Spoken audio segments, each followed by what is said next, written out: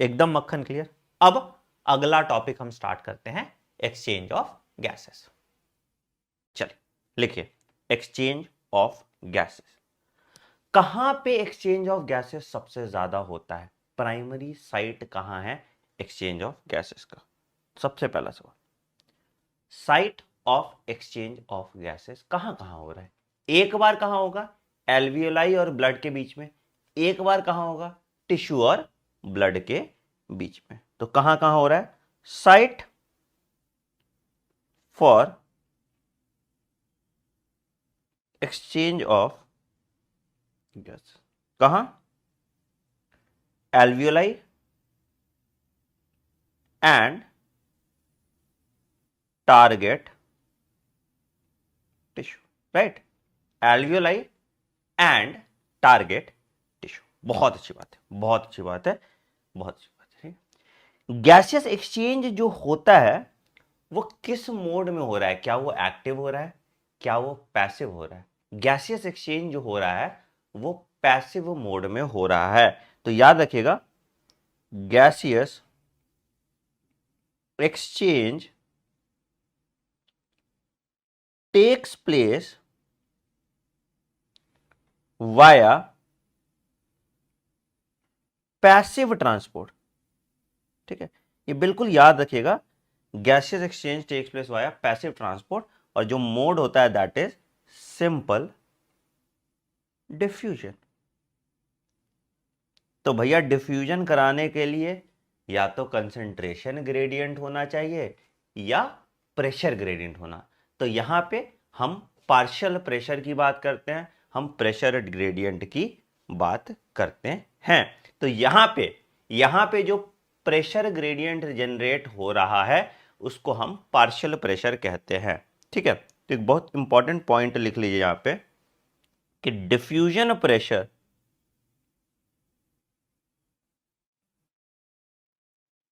For every gas, ठीक है, diffusion pressure for every gas is called its partial pressure. देखो एक और टर्म में इसको कह सकते हैं कि अगर बहुत सारे गैसेस पड़े हुए हैं, ठीक है, तो उस गैस के प्रेजेंस में जो उसका प्रेशर होता है वो भी आपका पार्शियल प्रेशर ही हो जाता है। ठीक है, तो याद रखिएगा, याद रखिएगा, याद रखिएगा कि at the time of diffusion, at the time of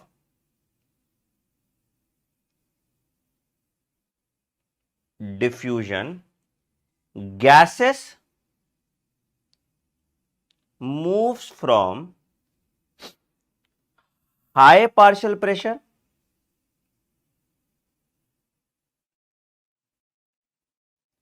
to low partial pressure। ठीक है, तो ये प्रेशर डिफरेंस होगा। तो gases will always move from high partial pressure to low partial pressure, ये ध्यान रखना। ठीक है, ठीक है। तो हर गैस का उसके सॉल्यूशन में या उसके जो पूरा क्यूमुलेटिव है उसमें एक प्रेशर एग्जर्टेड है, उसको हम उसका पार्शियल प्रेशर कहते हैं, which is directly dependent on the concentration of that gas. Suppose मान लो कि एयर का मिक्सचर है, तो एयर के मिक्सचर में नाइट्रोजन का पार्शियल प्रेशर सबसे ज्यादा होगा क्योंकि उसका कंसंट्रेशन सबसे ज्यादा है। समझ जाओ, उस हिसाब से देखते हैं, उस हिसाब से देखते हैं पार्शियल प्रेशर। बट हमें नाइट्रोजन वाले किसी का देखना नहीं है, अभी हमको दो चीज का पार्शियल प्रेशर काम करना है। एक हमको देखना है पार्शियल प्रेशर ऑफ ऑक्सीजन और दूसरा हमको देखना है partial pressure of carbon dioxide. तो दो ही पार्शियल प्रेशर हमको देखना है, एक ऑक्सीजन का देखना है और एक कार्बन डाइऑक्साइड का देखना है, और इन्हीं दोनों का प्रेशर ग्रेडियंट डिटरमाइन करता है कि एक्सचेंज ऑफ गैसेस कहां से कहां होगा। ठीक है, तो दो जगह है, एल्वियोलाई है और तुम्हारा टिश्यू है। अब आओ पूरा हिसाब किताब देखते हैं कैसे होता है, कहां से होता है, क्या होता है। ठीक है, आई तो हमको पता है कि एल्वियोलाई मेरा primary site for exchange of gases होता है। तो पहले एल्वियोलाई का स्ट्रक्चर देखते हैं, फिर पार्शियल प्रेशर देख लेते हैं कि कैसा होता है और कहां होता है। तो ये एल्वियोलाई का डिफ्यूजन मेम्ब्रेन दिख रहा होगा, क्या है ये एल्वियोलाई का डिफ्यूजन मेम्ब्रेन है। क्या क्या आपको दिख रहा है बेटा, देखिए क्या क्या आपको दिख रहा है, क्या क्या आपको दिख रहा है। सबसे पहले देखिए सबसे पहले आपको क्या दिख रहा है, सबसे पहला तो 3 लेयर होता है डिफ्यूजन मेम्ब्रेन जो है इसका, it is made up of 3 layer. लिखिए डिफ्यूजन, बताइए सबसे पहले क्या दिख रहा है, membrane of alveoli is made up of 3 layer. कौन कौन सा लेयर है, सबसे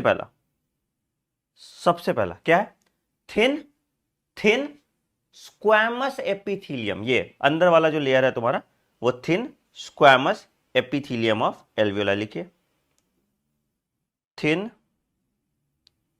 स्क्वैमस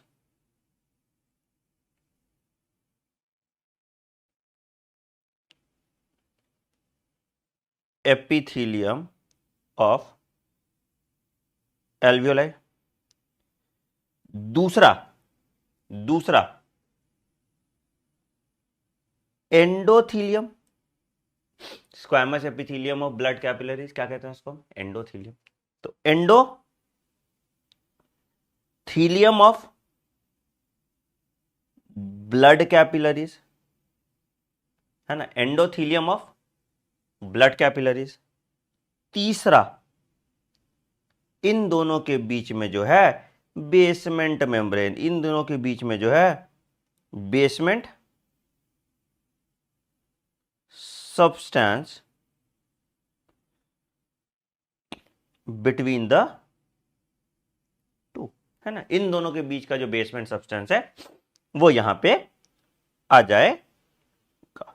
बहुत अमेजिंग, बहुत बढ़िया, बहुत बढ़िया, बहुत बढ़िया। तो क्या दिख रहा है आपको, क्या दिख रहा है आपको, ध्यान से देखिए क्या दिख रहा है आपको, ध्यान से देखो। तो ये एल्वियोलाई है पूरा, तो यहां पे देखो ये क्या है, ये क्या है, ये क्या है, ये एल्वियोलाई का सिंपल स्क्वैमस एपिथेलियम है। तो पहला site of exchange of gases हो गया, ठीक है।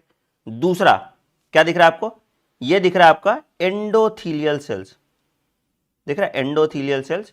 ब्लड कैपिलरीज का बाहर की तरफ भी होगा, अंदर की तरफ भी होगा, और इन दोनों के बीच में क्या होगा, बेसमेंट मेम्ब्रेन। इन दोनों के बीच में क्या होगा, बेसमेंट मेम्ब्रेन। इन दोनों के बीच में क्या होगा, बेसमेंट मेम्ब्रेन। ठीक है, स्ट्रक्चर बना ले एक बार, हम भी बना के दिखा दें, और क्या स्ट्रक्चर बनाते हैं, आओ। तो जैसे स्ट्रक्चर बनाइए मेरे साथ, आइए। तो ये मान लो एल्वियोलाई का एंट्री है, टर्मिनल ब्रोंकियोल तुम्हारा ओपन अप करता है एल्वियोलाई में, ठीक है, बहुत अच्छी बात है। यहां पे एल्वियोलाई का जो वॉल था कौन सा था, simple squamous epithelium of, simple squamous epithelium of alveoli. बहुत पतले लेयर के सेल होते हैं, फ्लैटेंड सेल्स होते हैं, जिससे एक्सचेंज ऑफ गैसेस आराम से हो जाता है, ठीक है। ये जो रीजन है ये तुम्हारा एल्वियोलर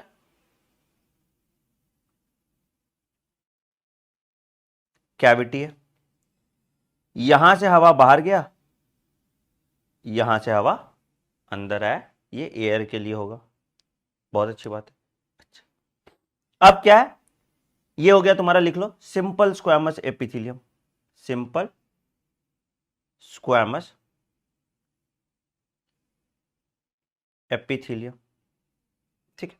अब इसके एडजॉइनिंग, इसके एडजॉइनिंग यहां बाहर की तरफ क्या आ जाएगा, ब्लड कैपिलरीज है। तो ब्लड कैपिलरीज कैसे होंगे, ऐसे मान लो यहां से ब्लड कैपिलरीज जा रहा होगा, ठीक है। ब्लड कैपिलरीज का जो ल्यूमेन होता है it is made up of endothelial cell. तो ये एंडोथीलियल सेल होगा एक लेयर, कैपिलरी का ल्यूमेन है ना, तो यहां से, और ये बाहर वाला लेयर हो जाएगा एंडोथीलियल सेल के ल्यूमेन का, मतलब पाइप है ना कैपिलरी, कैपिलरी तो तुम्हारा पाइप है, तो ये बस वही पाइप की तरह है। तो ये बाहर वाला पाइप हो गया, ये अंदर वाला पाइप हो गया। तो देखो, इसको थोड़ा कलर कर दें तो तुमको ज़्यादा अच्छे से दिखेगा। तो ये मान लो ये एंडोथीलियल सेल है एक, ठीक है, ये दूसरा एंडोथीलियल सेल है, ठीक। और इन दोनों के बीच में, इन दोनों के बीच में क्या है, इन दोनों के बीच में आरबीसी है, इन दोनों के बीच में आरबीसी है, इन दोनों के बीच में आरबीसी है। इसी को यहीं पे, यही जो है जहां से ब्लड का एक्सचेंज, एयर का एक्सचेंज होगा, मतलब एयर यहां से इसमें चला जाता है, ठीक है। तो ये मान लो आरबीसी है, ये तुम्हारा एंडोथीलियल सेल्स है ना, एंडोथीलियम, एंडोथीलियम जो कैपिलरीज का है, ठीक है। और इन दोनों के बीच में, इन दोनों के बीच में जो एक खाली जगह दिख रहा है, यहां पे तुम्हारे होंगे basement substances which will facilitate the exchange of gases, which will facilitate the exchange of gases, ठीक है। तो this is a structure of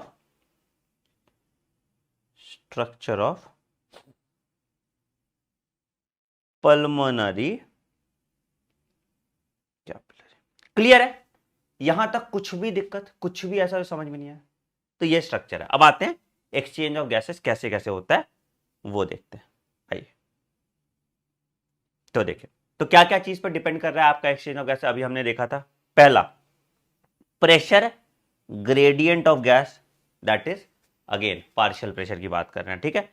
दूसरा सॉल्युबिलिटी ऑफ गैस, ये बहुत इंपॉर्टेंट क्राइटेरिया है। सॉल्युबिलिटी मतलब जो गैस ज्यादा सॉल्युबल है वो ज्यादा डिफ्यूज करेगा, जो गैस कम सॉल्युबल है वो कम डिफ्यूज करेगा। यहीं पे नाइट्रोजन और कार्बन डाइऑक्साइड में डिफरेंस आ जाता है, ठीक है।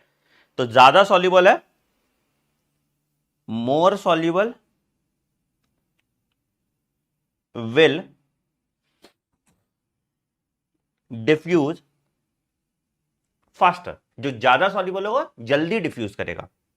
और तीसरा थिकनेस ऑफ द मेम्ब्रेन, तो अगर मेम्ब्रेन जितना पतला है उतना ज्यादा डिफ्यूजन होगा, ठीक है। तो थिन मेम्ब्रेन मोर डिफ्यूजन, है ना, थिन मेम्ब्रेन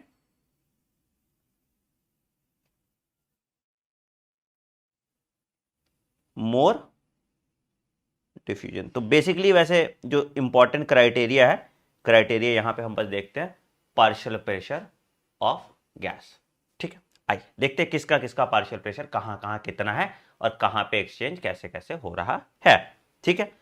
तो सबसे पहले बात करें ऑक्सीजन के पार्शियल प्रेशर की, तो क्या हुआ, ऑक्सीजन जब एटमॉस्फेयर में था, एटमॉस्फेयर में ऑक्सीजन की तादाद ज्यादा है ना। तुम्हारा क्या होता है, नाइट्रोजन है, फिर ऑक्सीजन है, फिर कार्बन डाइऑक्साइड, तो बहुत कम क्वांटिटी में प्रेजेंट है, राइट। तो पार्शियल प्रेशर एटमॉस्फेरिक एयर में ऑक्सीजन का ज्यादा होगा, कॉमन सेंस, कॉमन सेंस है, ठीक है। एल्वियोलाई में आएगा तो थोड़ा कम होगा, ऑब्वियसली सारा ऑक्सीजन थोड़ी आ गया, सारा ऑक्सीजन अंदर भी नहीं आया, तो इसलिए पार्शियल प्रेशर जब एल्वियोलाई में आता है तो थोड़ा कम हो जाता है ऑक्सीजन का, ठीक। फिर ऑक्सीजनेटेड ब्लड में, फिर उसके बाद ये एल्वियोलाई में गया, एल्वियोलाई से एक्सचेंज ऑफ गैसेस हुआ, ऑक्सीजनेटेड ब्लड में आया तो थोड़ा और कम हो जाता है पार्शियल प्रेशर। क्यों कम हो रहा है, क्योंकि ऑक्सीजन की सॉल्युबिलिटी उतनी ज्यादा नहीं है। अगर सॉल्युबिलिटी की बात करोगे, अगर सॉल्युबिलिटी की गैसेस की बात करोगे तो सबसे ज्यादा कार्बन डाइऑक्साइड होता है। Carbon dioxide is readily soluble, तभी तो तुम जब कोको कोला पीते हो कार्बन डाइऑक्साइड इज डिसॉल्व, है ना। फिर उसके बाद ऑक्सीजन का नंबर आता है, फिर उसके बाद नाइट्रोजन का नंबर आता है, ठीक है। तो नाइट्रोजन बिल्कुल कम सॉल्युबल है, तो नाइट्रोजन में पार्शियल प्रेशर कम कम कम कम कम कम कम होता जाता है, ठीक है। ऑक्सीजन में भी कम ही होता है, बट कभी कार्बन डाइऑक्साइड के केस में नहीं कम हो रहा है, क्योंकि कार्बन डाइऑक्साइड में जितना भी कार्बन डाइऑक्साइड है सब डिसॉल्व होता जा रहा है। तो कहानी ये हो क्या रहा है, बस समझो हो क्या रहा है कि तुमने एयर ब्रीद किया, ठीक है, किस पार्शियल प्रेशर पे किया, 159 पार्शियल प्रेशर ऑफ ऑक्सीजन, ठीक है। उसके बाद ये चला गया एल्वियोलाई में, किस पार्शियल प्रेशर पे रहा, 104। एल्वियोलाई में एक्सचेंज ऑफ गैसेस हुआ तो चला गया ऑक्सीजनेटेड ब्लड में, क्या पार्शियल प्रेशर है, 95, ठीक है, 95। अब ये ऑक्सीजनेटेड ब्लड क्या होगा, जाएगा टिश्यू के पास, तो टिश्यू में पार्शियल प्रेशर ऑफ ऑक्सीजन 40 है, ठीक है, और ऑक्सीजनेटेड ब्लड के पास क्या है 95 है। तो क्या करेगा, ये अपना ऑक्सीजन इसको दे देगा, तो दे दिया। तो इवेंचुअली ऑक्सीजनेटेड ब्लड जो है मेरा वो डीऑक्सीजनेटेड ब्लड में कन्वर्ट हो जाएगा। डीऑक्सीजनेटेड ब्लड का पार्शियल प्रेशर कितना है भैया 40। तो टिश्यू से जितना कार्बन डाइऑक्साइड था इसने ले लिया और जितना ऑक्सीजन था इसने दे दिया, ठीक है। अब ये डीऑक्सीजनेटेड ब्लड फिर से चला जाएगा एल्वियोलाई में और वहां पे एक्सचेंज ऑफ गैसेस करा देगा। तो यही डिफरेंस जो पार्शियल प्रेशर का है, जहां पे जिसका पार्शियल प्रेशर ज्यादा होगा तो हमेशा higher partial pressure to lower partial pressure जाएगा। डिफ्यूजन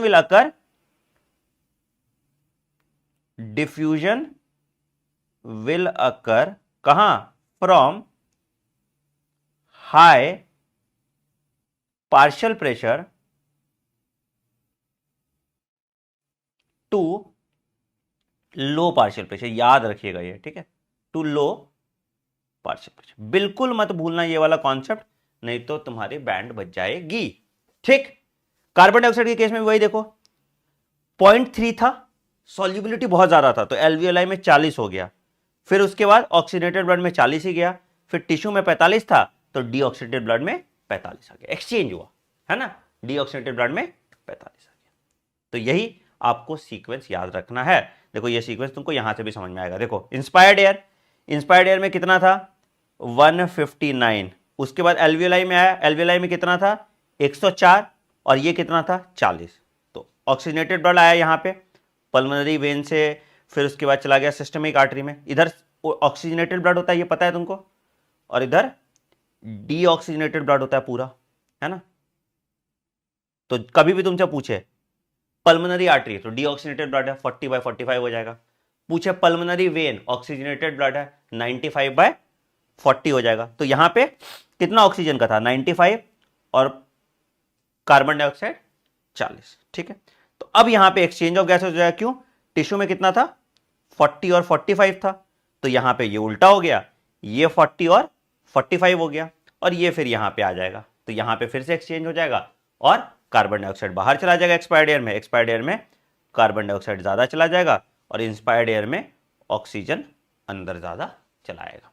कोई दिक्कत यहां तक, यही होता है एक्सचेंज ऑफ गैसेस। इसका पार्शियल प्रेशर बस याद रखना। एक बार और सुनना है, अच्छे से सुनो, एक बार और आ जाओ, एक बार और डायग्रामेटिकली सुन लो, फिर आज की क्लास हम खत्म कर देंगे।